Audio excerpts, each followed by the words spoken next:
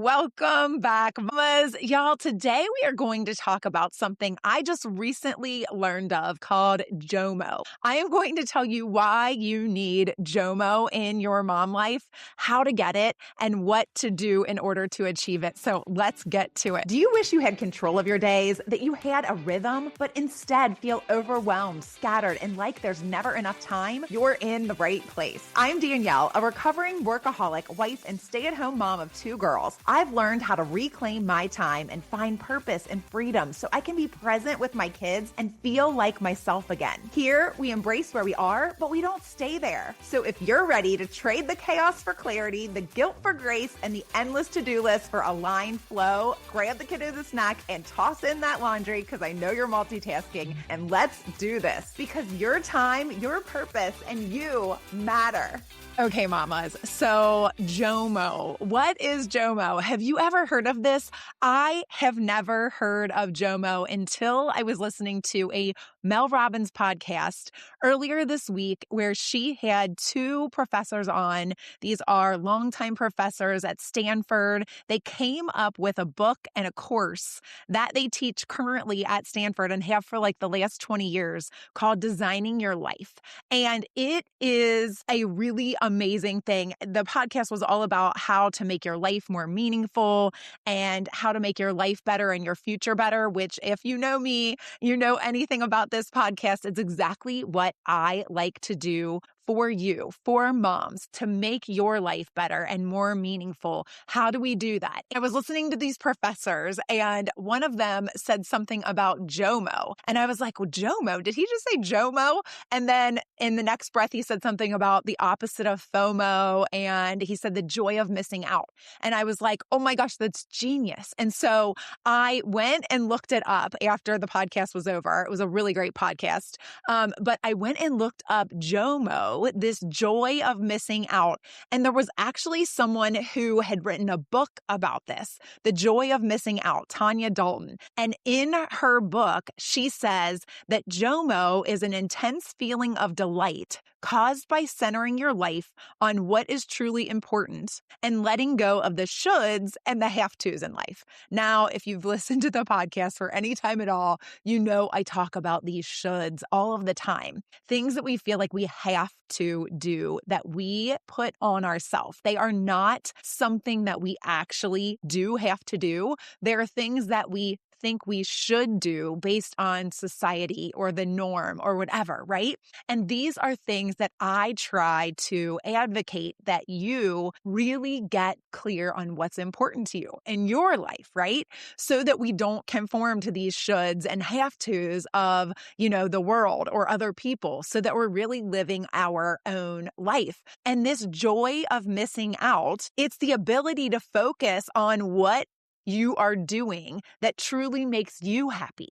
What are you doing that truly makes you happy? That way you can focus on that and you have the joy of missing out on everything else. Because instead of it's the fear of missing out on everything else, you actually know what's important to you. You know what makes you happy. And so you can be happy for other people that are experiencing this joy of doing whatever it is that makes them happy, but you are content in knowing and you are joyful in the fact that you know that that thing is not the thing for you right now, right? That thing is not the thing for you right now. Now, is it the thing for you in a year from now? Who knows? Maybe, right? Maybe you can go and do some of those things that right now you kind of feel like they are the fear of missing out. You're afraid that if you don't do this, that, or the other thing, that you are going to be missing out on something. But what the beautiful part of this is that you can have the joy of missing out when you've done that foundational work of figuring out what is it that makes you joyful, right? What is it that makes you joyful? So when you are prioritizing yourself and your family, then you can be joyful in that. right? You can know that you've taken the time to do that for yourself. I want to read a quote from Dr. Albers. This is from a psychologist, Susan Albers. I found this quote on the Cleveland Clinic that says, JOMO allows you to be authentic and true to yourself of what you truly want to do and what you value. JOMO allows you to be true to yourself. It allows you to be authentic to who you are because you have taken the time to figure out what is it that brings you joy, right? This is the benefit of JOMO when you're able to do that. The Cleveland Clinic actually stated some benefits of JOMO, and it says the benefits include increase of productivity and focus. You increase your productivity and focus when you are operating in JOMO.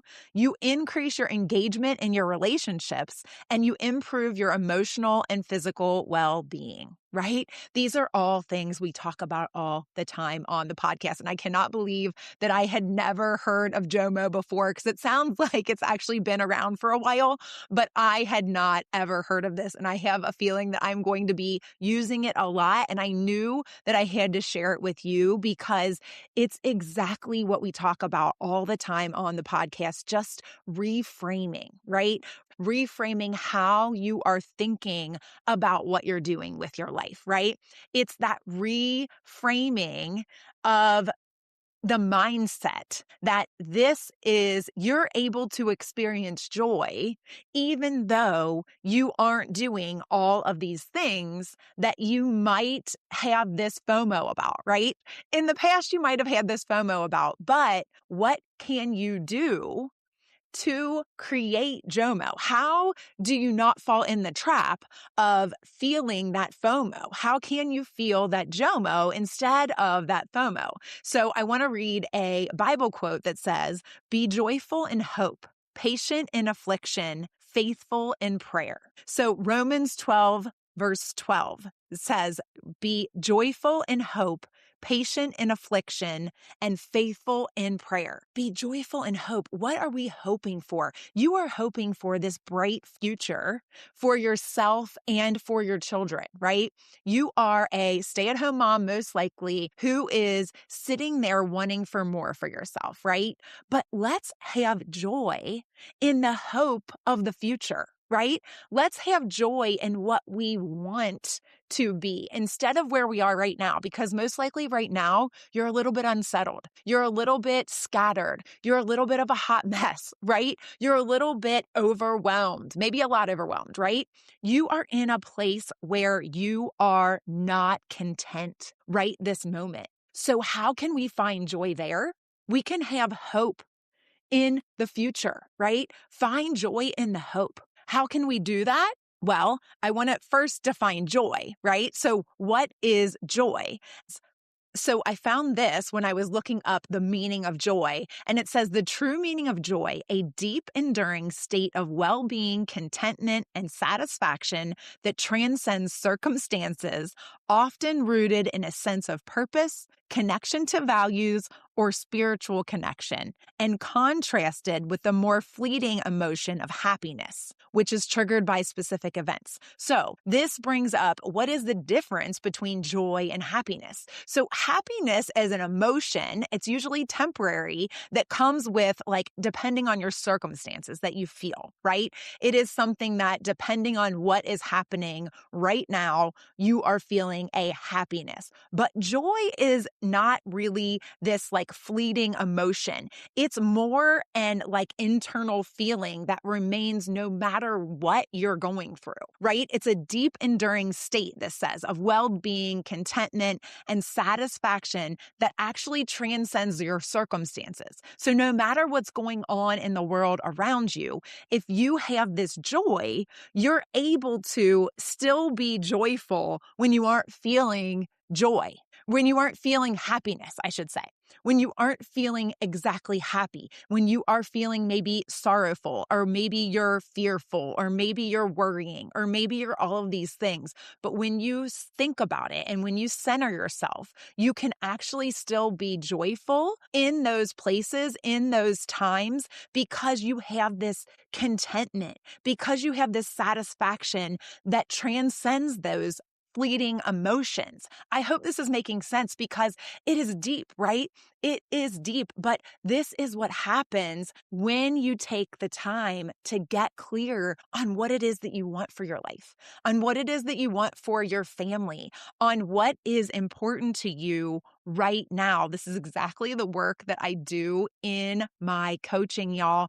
I always talk about building the foundation and building that, true north of where we're headed, right? We have to lay this foundation. We have to figure out what's important to us and why.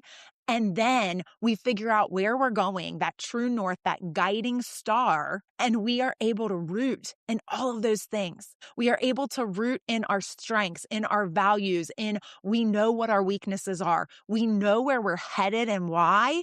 And we know that we're not yet there yet, but we're on the path, right? We have a compass. We know where our true north is, and we are going to filter all of our decisions, all of those things that we have developed, right? We are going to come up with our true north, make sure that we have laid our foundation, and then we are going to create a roadmap to get us there, right? So what makes you happy? What makes you happy? This is what we have to figure out. This is what we have to know and what we want, where we're going, where we're headed. This is what I do in my coaching, y'all. PrioritizeWithPurpose.com. I'm putting a plug in it for it right now because if you want this JOMO in your life, you have to start there.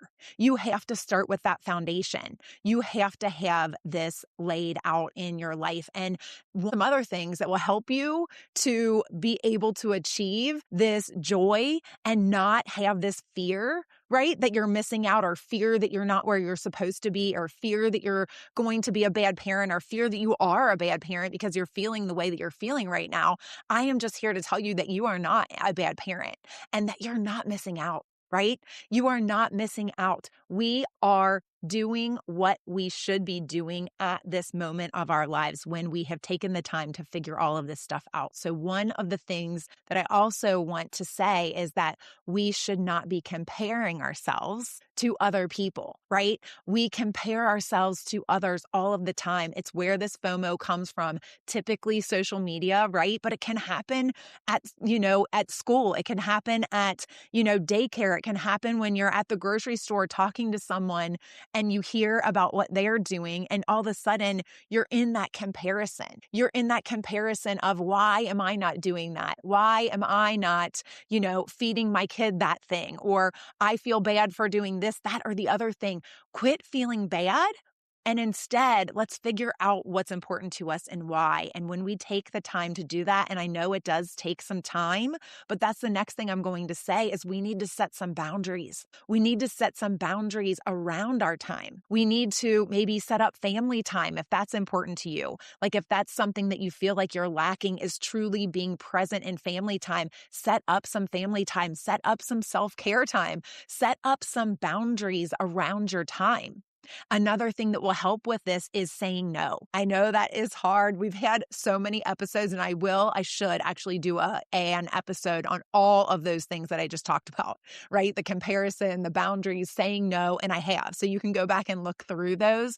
But those things are key to you being able to experience the joy of missing out in your life. And when you experience that joy of missing out, you are going to feel so much more content. You're going to feel alive. You are going to feel fulfilled. Fulfilled is the best word that I would use to describe it. And I want this so much for you. This is why I do what I do. It's why I'm so passionate about it. I will be using JOMO from here on out. I'm so happy that I heard about this term. I was like, I have to do a podcast episode on this right away. So thank you, Mel Robbins, and these professors at Stanford for talking about this, because it really ignited like a fire in me again.